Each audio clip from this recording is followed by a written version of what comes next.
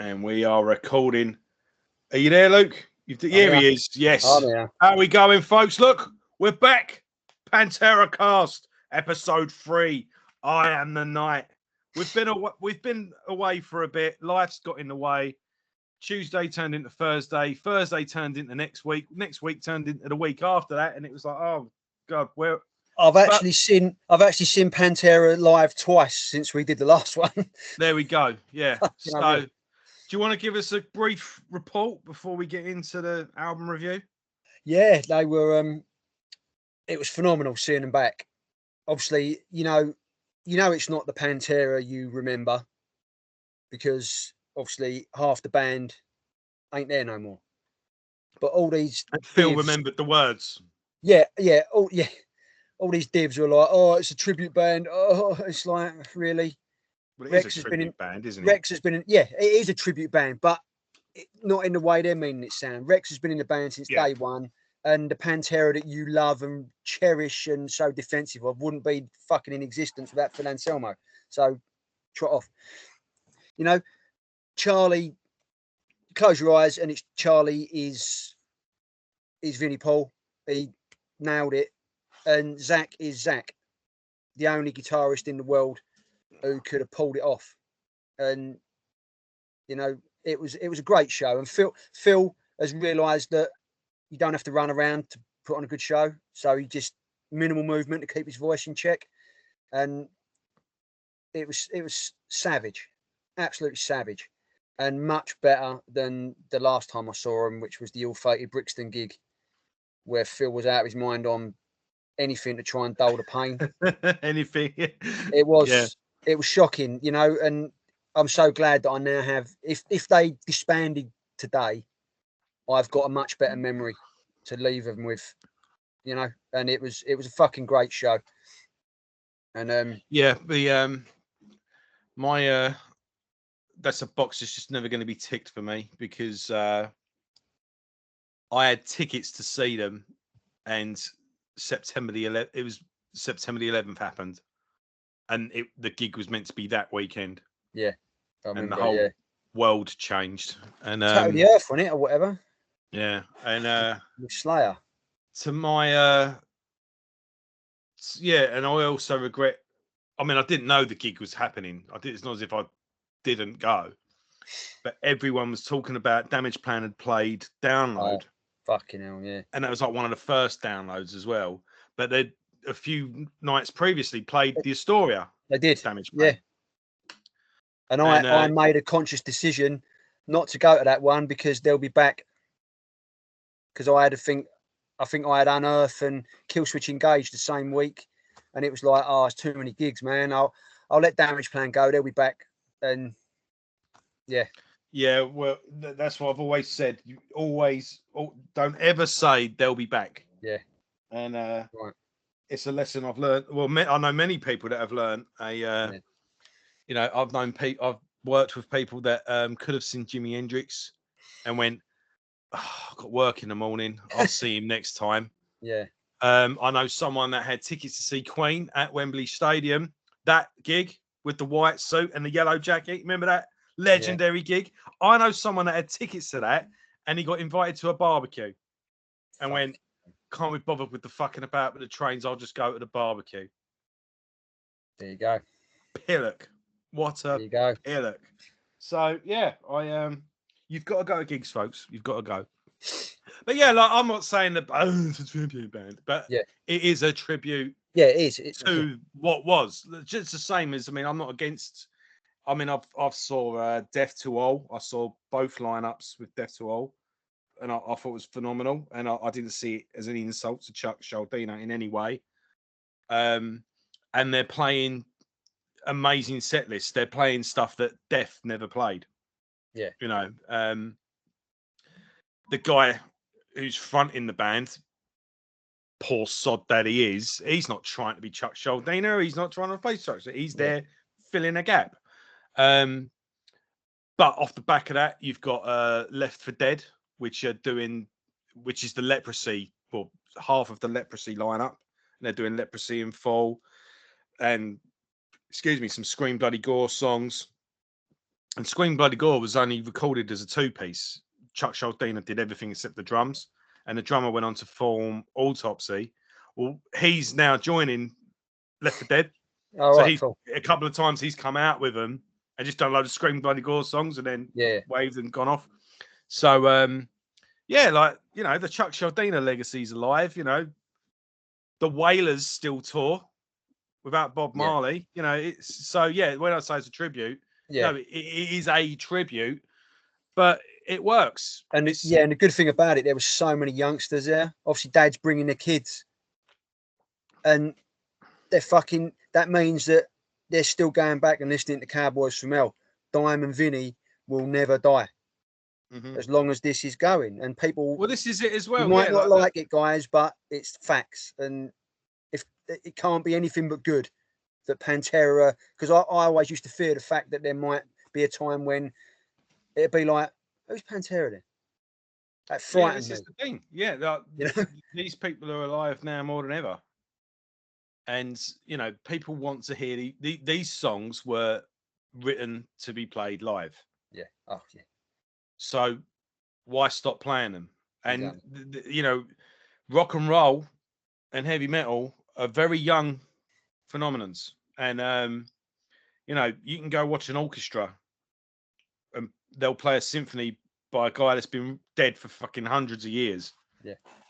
Is that pissing on his grave? Is it disrespecting him? Yeah. No, you're keeping that guy's music alive. Yeah. It's meant to transcend and go beyond. And I mean, I would rather an official body overseeing a band that will be playing a band's catalogue than a fucking hologram any day of the week. Yeah.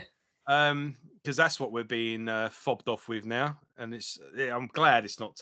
Luckily it's not taking. I was like, well, a bit of my faith in humanity is restored. But yeah. So let's talk about going off on a tangent. Does that something that happens to you often? Yeah, I think yeah. Well, we you know, we sort of kept it real, but yeah. Yeah, but anyway, where were we? Oh yeah, this is episode 3. Yeah. Anyway, anyone that did go to those gigs are complete posers, and no real Pantera fan worth his salt would have been seen dead. And the only real Pantera is Pantera with Terry Glaze, which we are talking about tonight.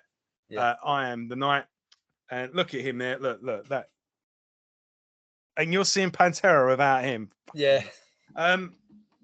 Yeah, so now we're completing the trilogy, right? This is the last album. Obviously, we come out the gate, we smashed 2 episodes out, and then we've had this big break. Yeah. But we're going to carry on now. We are. Yeah. This is the last album with Terry. And this is the album he claims he calls his favourite, doesn't he? Out of 3. I think I read something somewhere that he says, like, this is my favourite album I did with a band. Okay. Fair enough. And rumour has it with this as well, I read something somewhere, again, you read stuff, and there's sort of an unauthorised biography doing the rounds on Google Docs, you know, apparently some geezer who was there as a roadie or whatever.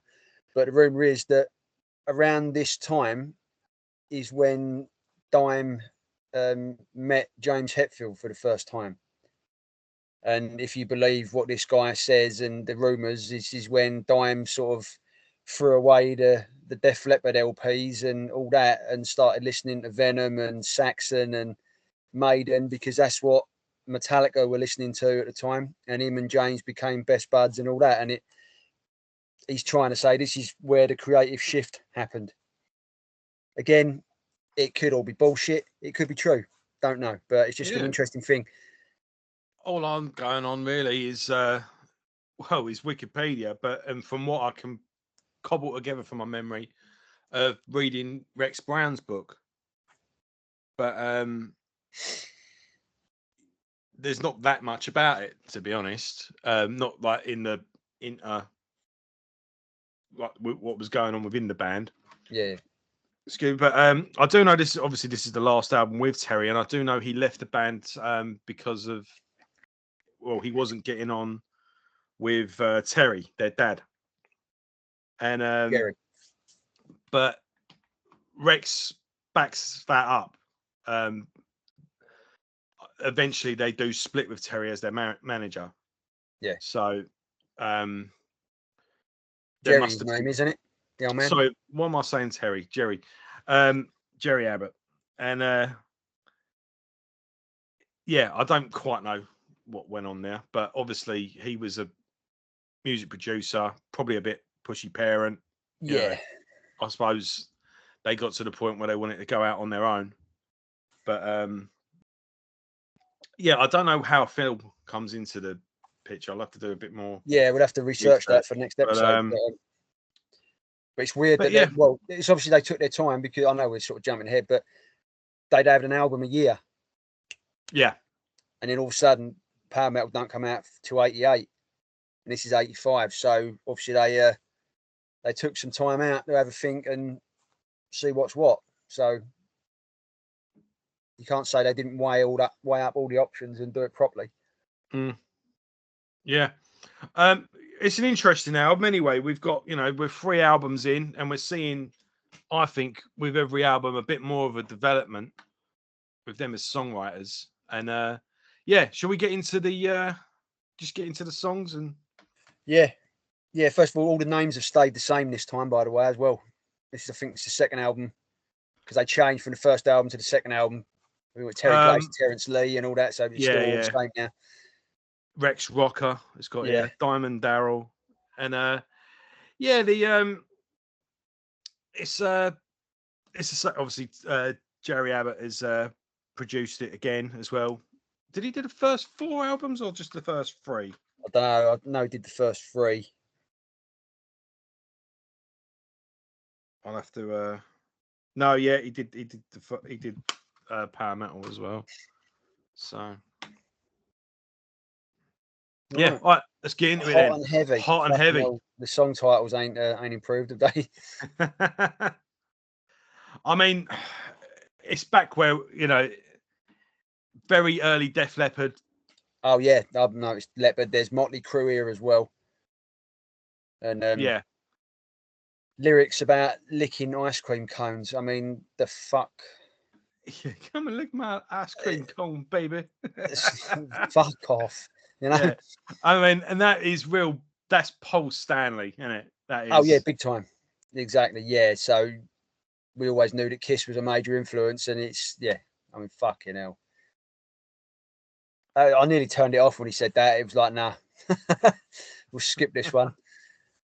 But no, they're definitely, the influences there. It seems to change every time, doesn't it? Sometimes it's Def Leppard, sometimes Motley Crue, sometimes it was Priest, sometimes they're all in this fucking mix, and in this cookie mix, just being mixed together, and it all just comes out at different times. Yeah. So we do get the trademark dime squills for really the first time, and the fade out where he's hitting the harmonics. So he's developing as a player. It goes to say as well about there's songs later on in the album as well. There's like little acoustic interludes and stuff like that as well. You can see that he's. Even back then, he had it, Oh, fucking hell, he had it in spades, mate. Ridiculous. Right. I Am the Night. I like this one. This is motorbike metal. This is. Yeah, it's definitely Priesty, isn't it? I mean, it's we get the dime histrionics and Vinny for the first time bringing in sort of an off-time beat rather than just playing a straight 4/4. Yeah. And then it kicks in, doesn't it? It's like say motorbike metal.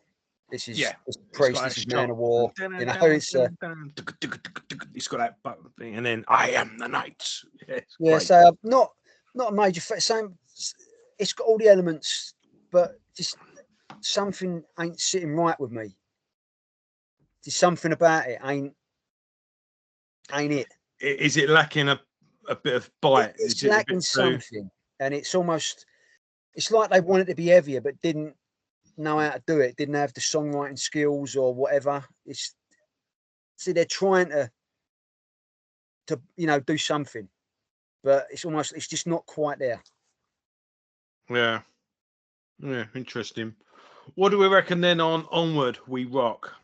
It's almost the intro. It's almost like a prototype becoming, with the drums and the guitar tight together. You Yeah, can I tell they were suppose. trying, obviously not as brutally heavy as that, but they were. Diamond Yeah, Vinny but were you can fucking, see that they've attempted that, they have yeah, tried to do something, try and keep it tight, be a unit with them and Rex. And then speaking of Rex, when Diamond Vinny go off on their thing, Rex is underneath, fucking rumbling away like he always is. yeah. Probably for me, one of the most underrated bassists of Yeah, all time in metal and rock. No one, you're always talking about you fucking rightly, you Steve Harris, you fucking Cliff Burtons, and even now when you're talking about he's the unsung hero of Pantera, he is for talking about, sure. and you talk about great bass players, talking about Matey Boy from fucking Tool and all the rest of it. Justin, I think his name, isn't it? Justin Chancellor. But Yeah. Rex is, go back and listen to it, especially when we move into Pantera that we know as Pantera. He's playing, he's off the fucking chart, mate. Sometimes he goes note for note with Dime. And on a bass, the fucking frets are fucking that far apart. He was playing with them all that time as well. So he was tight. So they are, talk about a spine of a band, Dime, Rex and Vinny. That's a fucking unit. That's a unit, mate. Something Maiden didn't have until 83, when they finally settled down with their lineup changes. They finally got that spine with Dave, Adrian, Steve, and Nico. Obviously Metallica had it early with James, Cliff, and Lars, and then James, Jason, and Lars. But Pantera had it from fucking minute one. Boom. There. Check out as well Jerry Cantrell from Alice in Chains, his first solo album. Rex plays bass on that. Oh, he? I must admit, I haven't really listened to much of Jerry's solo stuff, so it's I don't know why I've not bothered. It's just passed me by. Weird. His solo stuff's just as good. Jerry Cantrell's the songwriter, isn't he? So yeah, so it's but he had Puffy Baldwin playing on drums, didn't he, on one of them? Yeah, that was the second album. That was Metallica's current bass player. Yeah, Robert Trujillo. Yeah, it was. Fuck me, the second album. That's a fucking lineup, isn't it? Cantrell, Trujillo, and Puffy Baldwin. Fuck's sake! I mean, that's some high quality musicians. That was the second album, yeah. And the second album, I do eventually intend on doing that in Change of Perspective, but that was when he was a reluctant solo artist. He was quite happy in a band. He wasn't, and I think he did his first album because problems were with Alice in Chains, and they were like, well, the label were like, well, you've got to do an album. Yeah. So he had to do an basically. album. But then that second one, he obviously with Lane dying, he just apparently just retreated into got a house in the middle of nowhere. I suppose as you would, like bandmate, and just like in the inlay card, like he's got a beard like yours, and just wrote just whatever he was going for, he just put it into writing. Catharsis, isn't it? I suppose getting it out there and pouring your soul out. Yeah, but no, his solo stuff's underrated considering it's the same guy. Yeah, that's it. Yeah, it's weird, isn't it? But yeah, I'll cover that eventually. Yeah, say in the comments if you want an Alice in Chains retrospective. But yeah, back to the task at hand. Indeed. How did we get on about that anyway? Oh, it's because Rex plays on. Yeah, exactly. See, it started out with Pantera, then people love our tangents. They fucking love it. So I like Onward We Rock anyway. I think it's got a cool chorus. I mean, it's all right. I mean, it's got a fucking Dime solo is absolutely savage. It's one of the ones that actually sticks out for me. It's like, fuck's sake. And but this sounds like something that Paul Di'Anno would have written. Ouch. Yeah, it's not. It's fucking hell, There's Dime is definitely the MVP of the album. He's saving it for me. I say it's just not, because the first two, you know, they've had like I've given them pretty favourable reviews, but this one, it's like, I'm struggling with it, you know. It's funny because when we're examining each song individually, shining a torch on the actual song, it kind of, I think this is a good album summed up. Like, how long is this album? 40 minutes? Fucking hell, they pushed that. 35, I'd imagine ish. Hang on, where's Wikipedia? I'm looking it up now. 1 sec. 37 minutes. 37. This is a good, fun 37 minutes of music, but the album as a whole is all right, but the songs individually, they support each other rather than than stand up. I think this is a good album to play, but you'd struggle to find a single for it. Yeah. You've got a cool intro to the next one, DGTTM. It's got this kind of like, apparently Diamond goes to the movies. Oh right, okay. That's what it stands it's for. got a like a kind of a priesty sort of solo-y sort of sharp riff at the beginning before it kicks in. It kind of reminds me of that sort of rough with like first Maiden album when things are a bit more rough around the edges. Yeah. I mean, it's obviously him trying to do an Eruption type it's thing. A solo, isn't it? Yeah, I'm thinking it's a fucking song. I'm thinking of the next one. No, you missed that. Yeah, it's definitely an Eruption thing. I didn't realise this was a song on its own. I thought this was just an intro to a song. It's actually there. Right, yeah. Right, so to be fair, it ain't all that. I don't think it's a bit pointless, just pointless fret wanking. Yeah, right. Into the actual song then, Daughters of the Queen. Yeah. It's the first power ballad, isn't it, of the album? First slower paced one as well. They've all been pretty fast tempo up till now. But it's all right. It's all right. Neither there. They've written better before it, you know? Yeah. With their fucking movie soundtrack moments, you know? There's a movie soundtrack moment coming up, actually. And this is like, we'll get to it. But there's one that's like, fucking hell, this is straight out of No Retreat, No Surrender or something like that. Fucking legend. So, yeah, right, let's crack on then. Down Below. A good hard rocker. Yeah, opening riff I thought showed a lot of promise. Terry's vocals, I think that's what's doing it for me. Is Terry's trying too hard. It's almost like the band were like, right, we want to be heavier, and Terry's like, right, let's fucking crack on, and that ain't what he's about. This is what happens, isn't it? Bands go in a certain direction if the singer can't keep up. And it's like he's not that type. He's much better suited to what was going before. You know, if he did wanted to do like a cock rock band and all the rest of it, his voice would be fucking chef's kiss. But I think perhaps even the band realise this because they re-record this, didn't they? Do they? Yeah, it's on Power Metal. The only song they bring back. That's weird. Of all the songs. Yeah. Okay. Yes, I think even like the other three. I've not listened to Power Metal since. I haven't.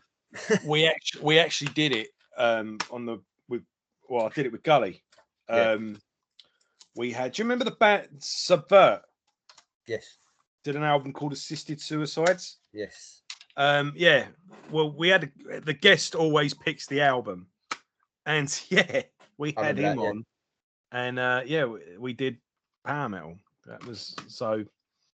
I'm a bit more familiar with it, but I didn't realise the song off it was re-recorded. Yeah. They did this, so obviously they felt pretty strongly about this, and it might have been at the request of the old man, or they just thought, nah, fuck it, the song needs a bit more oomph with it. Yeah, and obviously, you know, Terry's obviously a great vocalist, but Phil was levels above, wasn't he? And you know, and they needed that type of vocal for this. That's probably why they brought it back. But like I say, I think that's what's doing it for me. Is Terry's he's reached his ceiling in terms of where the heaviness and the rockiness. You know, he's like I say, the first two albums, his voice was fucking awesome, but here it's like nails on a chalkboard almost.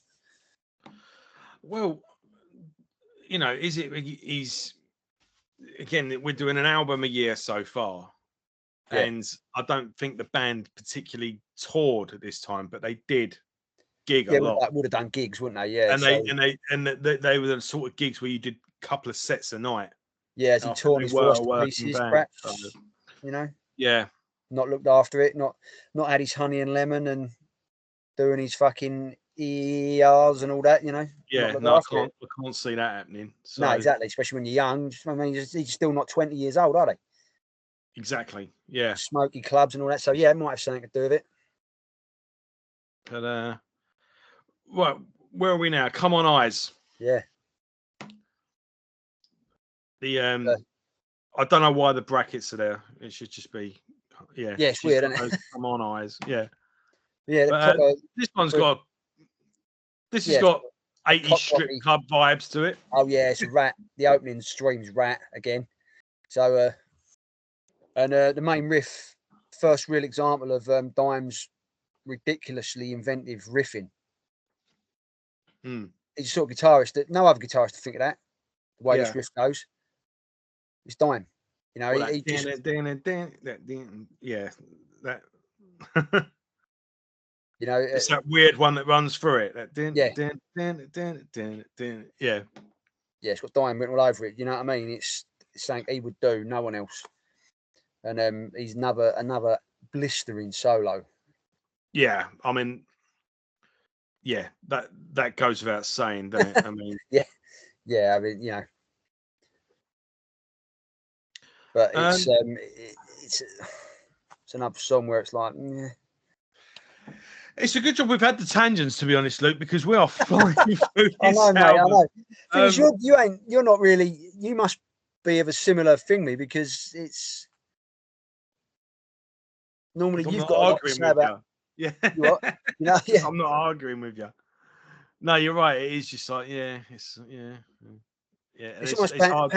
it's almost like they're going Pantera by numbers sort of thing, you know. It's none of that. It's hard to think of stuff that we've not said in the first 2 episodes as well. It's kind of because they are very. It's the same style, isn't it? Yeah, they're trying to expand it every so often.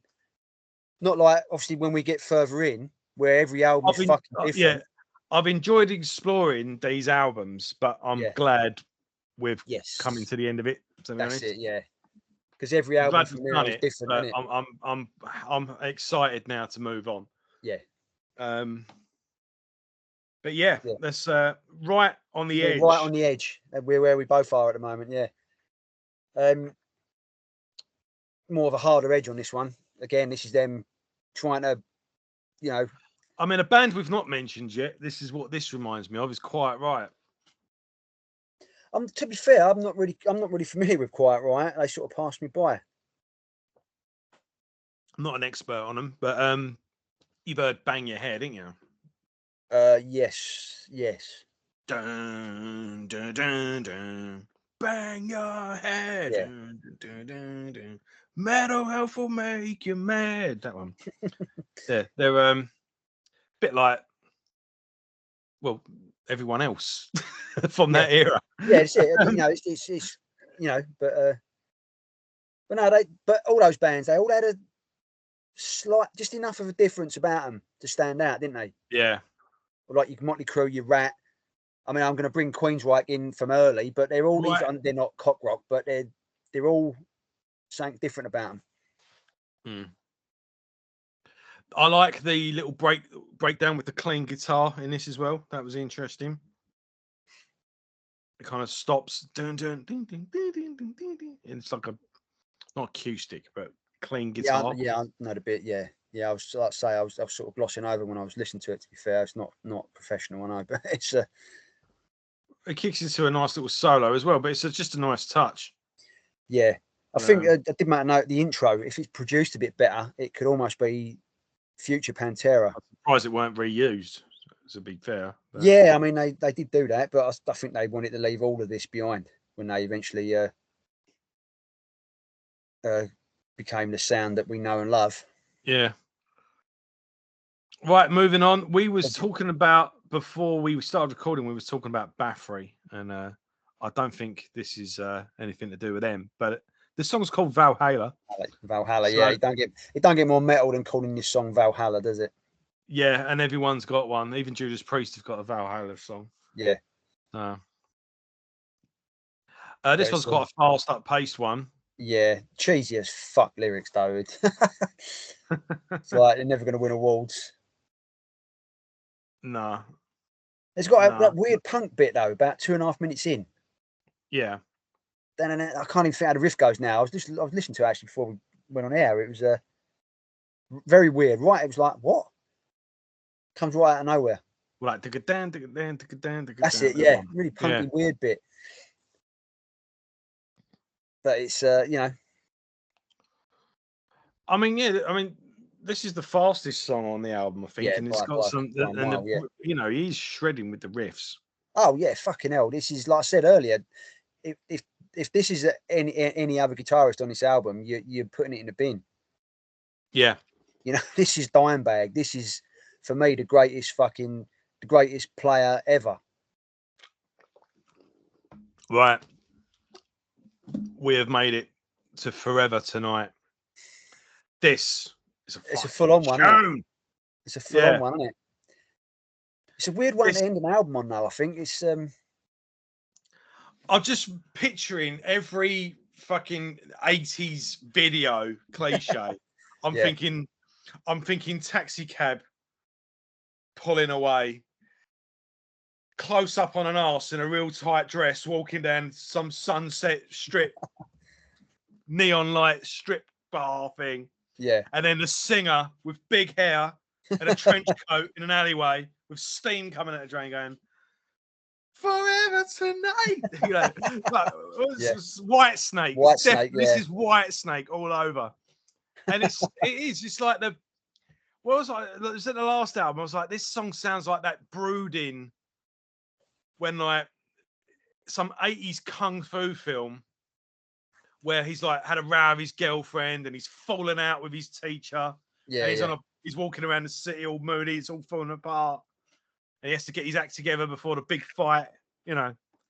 Yeah. Remember Bloodsport when he's on the bus and he looks in the window and he sees the guy behind him? Yeah. It's not him. And this is a Stan Bush song. And yeah, it is, isn't it? And they did they did nail this fucking thing, didn't they? Because I think each album we've said there's a Hollywood moment on it. It's weird. Yeah, I mean, this would easily have fallen onto a soundtrack of an 80s action. Yeah, big time. Like you say, it would have been out of place on Bloodsport. Do you know what I mean? Yeah. It's Speaking of Bloodsport, I'm going to go on a tangent here. I took my boy to see Enter the Dragon the other night, and it was fucking awesome. Oh yeah, and Bolo Young. He's a fucking animal, isn't he? He's fucking. Even back then, huge. I mean, he was. The thing is, he was a nobody. He fights Bruce Lee, and he looks like fucking Bane. Yeah.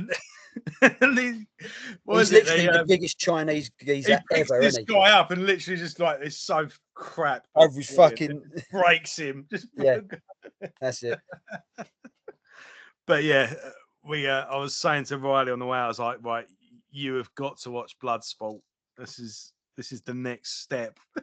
Bloodsport is a fucking great film, mate. It's one of Sophie's favourites. That's my youngest daughter. She's like 20 soon, and yet Bloodsport. Two of her favourite films are Bloodsport and Tango and Cash. I think that was his best film, wasn't it? Bloodsport or Kickboxer? Bloodsport was his first. Or not his first as a star. Sorry, not his breakthrough. First. Yeah. But no, it's such a good film, man. And it's really first time you can really say that they really put on a full-on display of mixed martial arts. I know Bruce Lee did it throughout his films. He was always incorporating different styles. But they were generally throwaway because it was Bruce Lee versus 1,000 geezers, and the 1,000 geezers just weren't enough. But in this, where it was a tournament type thing, you got a chance to see fucking karate versus kung fu versus Muay Thai versus fucking capoeira, you know, and it was really done well. I mean, the acting's fucking terrible, but the fight USA, yeah. But the fight scenes are fucking they stand up even now, I think. Yeah, I'll have to watch it again. I have to see. Oh, I want to see if they play it in View or something like that. But they're rerunning those of old films now. They're doing Aliens soon.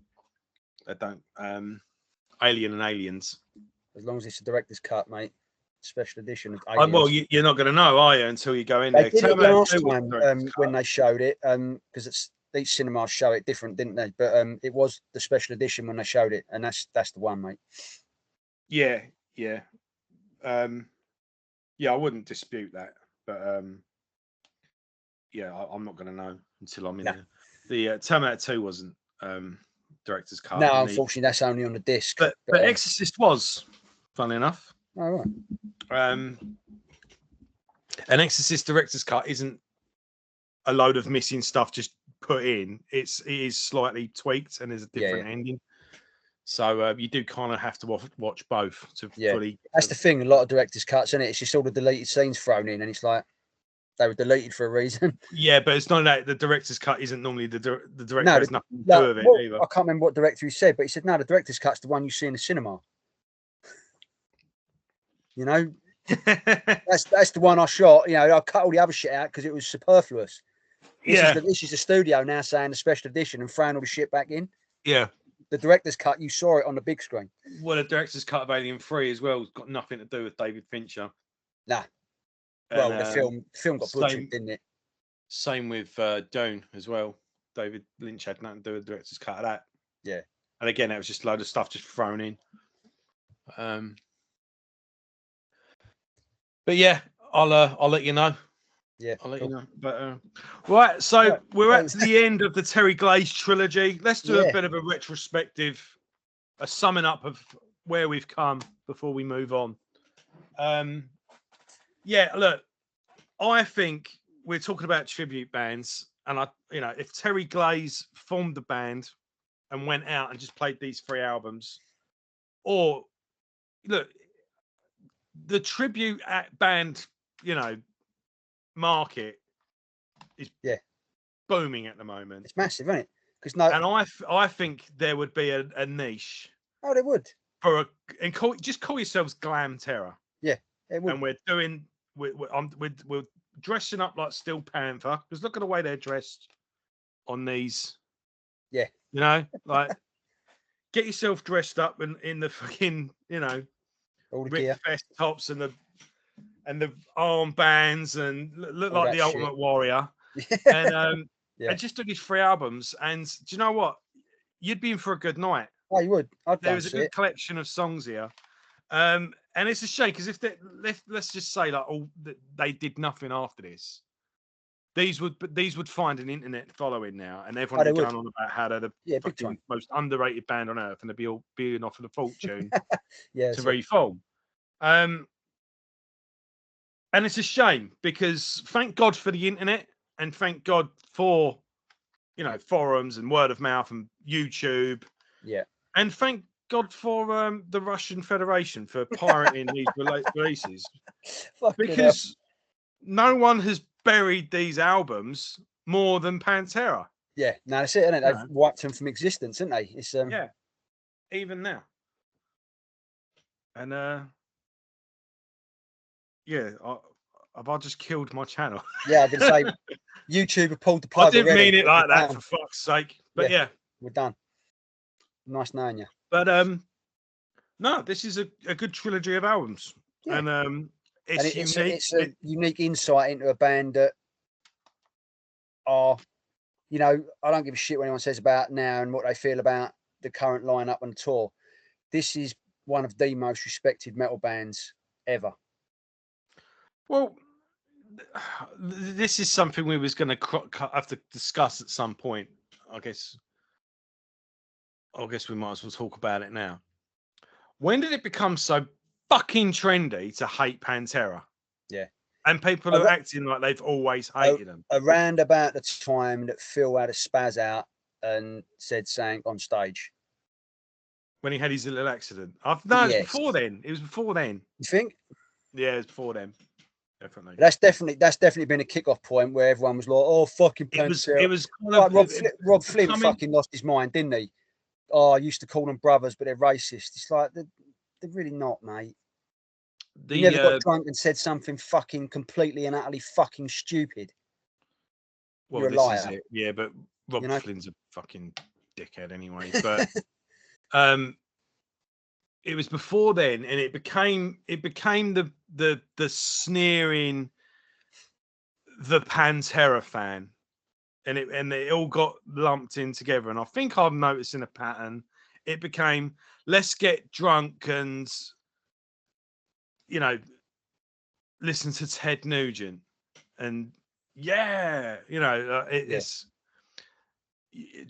truck driver music. It's, you know, it's the sneering of lower class.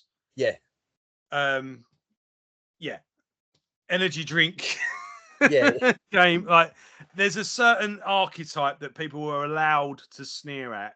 Yeah. And allowed to think, and they listen to Pantera. And and I don't know where it came from, because, you know, Yeah. get your guitar out and show me how easy it is to play this stuff. Then sneering at probably one of the most talented bands to ever fucking do it. The band on an that individual kept metal level alive when Yeah. everyone else was giving up. Oh fucking hell, yeah. I mean, you think the decade that they ruled the fucking world, what was going on in that decade? Everyone was doing their best to fucking to poo-poo talent, to go back to basics, to write fucking, I ain't being funny, but write shit fucking songs and have an attitude. Oh, fucking, they killed grunge. That's the fucking word. You know, there were some talented musicians in grunge. I'm not saying that, but a lot of it, fucking terrible. I think in retrospective, grunge was a bit like punk. As soon as it got a name, that's when it. That's what. Yes. Yeah, and as soon as the first couple of bands broke through. Yeah. I listened to a great stream on grunge recently as well. It was like a bit of an analysis on the music and how it came together. It was the same manager, Soundgarden and Alice in Chains. Soundgarden were the first ones to get signed, and it was actually Soundgarden sort of paved the way, and then sort of Nirvana sort of ran across the back and broke through to the mainstream. But that happens in every scene as well. Of course it does. The band that breaks in is never the ones that actually lays the foundation. Exactly. But there's a bit of social commentary mixed in as well. But let me give you this, and let's see if he said the three. Like, if we're going to sum up grunge in 3 albums, these are the 3 to get the masterpieces. Ready? Cool. Temple of the Dog, Pearl Jam, 10. Yeah. Alice in Chains, Dirt. I was like, I could add to that, definitely. Yeah, I make that a 5 or a 10, but those 3 you need. I think I would swap out Temple of the Dog for Mother Love Bone. What was it? Apple. Well, Temple of the Dog are Mother Love. Yeah, well, it's the tribute, wasn't it, for Andrew Wood? It's it's Chris Cornell and Eddie Vedder doing the vocals. Yeah, but then it would split between Soundgarden and But if you've never heard it, people, the Mother Love Bones album, fuck's sake, it's so good.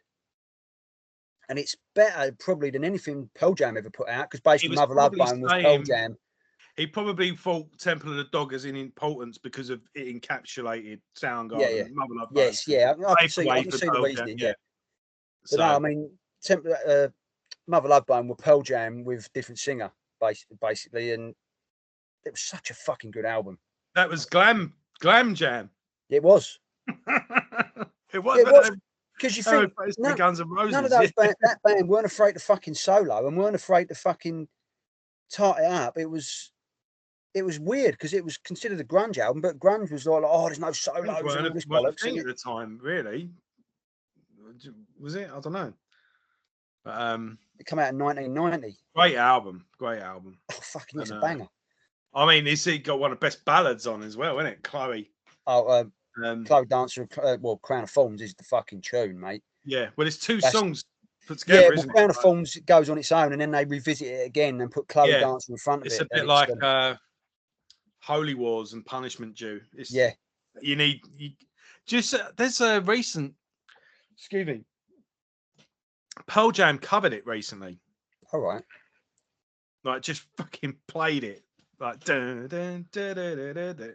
And the crowd just erupted. I bet they did, yeah. And there's like, weren't expecting this, were you? Waited 30 years, to hear it. 30 plus years. But no, it's a fucking. I'll see if I can track it down and send it to you. It's really good. It's not on a phone. It's filmed properly. Oh, great. Yeah, no, I'll check that out. Yeah. That is a fucking banger of a tune, that, when it kicks in. Mm. And it was actually, going back in the day, it was actually what MTV used to advertise Headbangers Ball back in the early 90s.